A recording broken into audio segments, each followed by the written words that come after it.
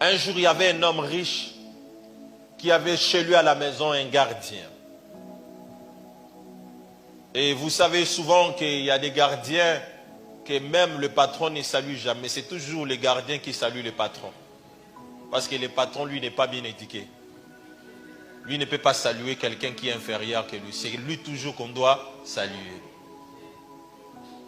Ce qui se passe, c'est quoi? Un jour, les gardiens viennent lui dire, patron, ma fille est malade. Son patron lui dit, ce n'est pas la fin du mois. Je ne pourrai pas te donner l'argent. On attend jusqu'à la fin du mois. Tandis que son patron était à mesure de lui payer son salaire même avant. Le gardien lui a dit, s'il est possible, paye-moi au moins avant. Quand on arrivera à la fin du mois et tu n'auras plus besoin de me payer parce que j'avais déjà récupéré mon salaire. Parce que si on ne le fait pas, mon enfant va mourir. Et quand il arrive, son patron lui dit, je n'ai pas d'argent. Tu dois attendre à la fin du mois. Qu'est-ce qui se passe?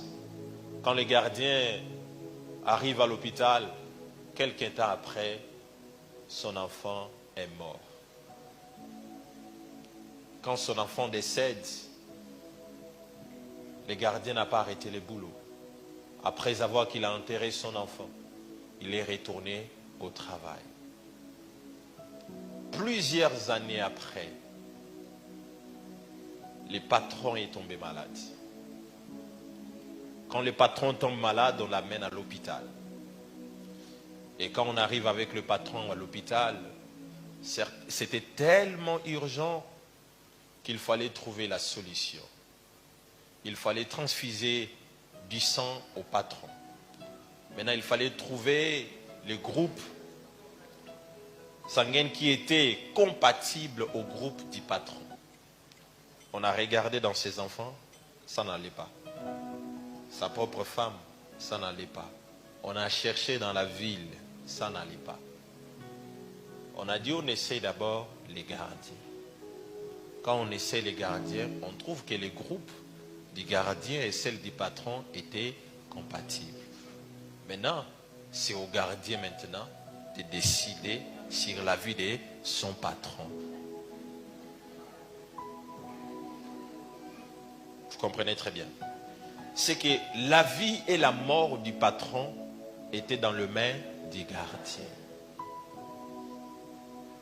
Est-ce que quelqu'un m'entend très bien?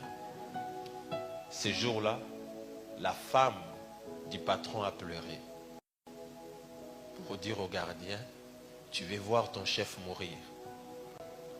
Le gardien lui a dit, mon chef a préféré aussi que mon enfant meure.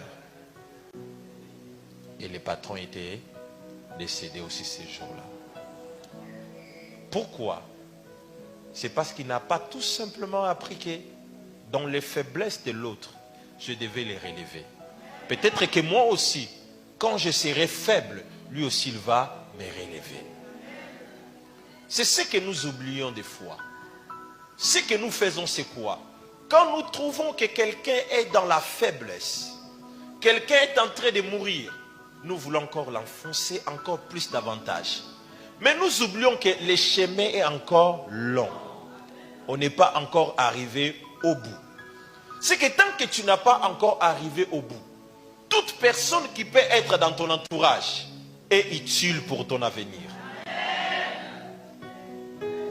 Est-ce que quelqu'un m'entend? Et quoi? Est utile pour ton avenir. La Bible dit, deux vaut mieux qu'un. Parce que si l'autre tombe, l'autre pourra relever l'autre. Mais qu'est-ce que nous faisons aujourd'hui? Quand quelqu'un tombe, nous nous précipitons tous. Comment cherchons encore à l'enterrer? Mais nous oublions que nous, on n'a pas encore arrivé. Est-ce que quelqu'un m'entend? Maintenant, quand toi, tu préfères que lui le meure aujourd'hui, tu vas continuer le chemin seul. Mais tu ne sais pas ce qui t'attend devant. Si les patrons avaient pris quelque temps, avaient pris un peu de son argent, il avait aidé les gardiens, c'est qu'il est en train de sauver sa vie dans le futur. Dans d'autres termes, je voulais dire à quelqu'un aujourd'hui, Peut-être à la personne que tu aides aujourd'hui. Peut-être ça ne sera peut-être pas lui par qui tu seras récompensé. Ça peut être par son enfant ou par quelqu'un d'autre.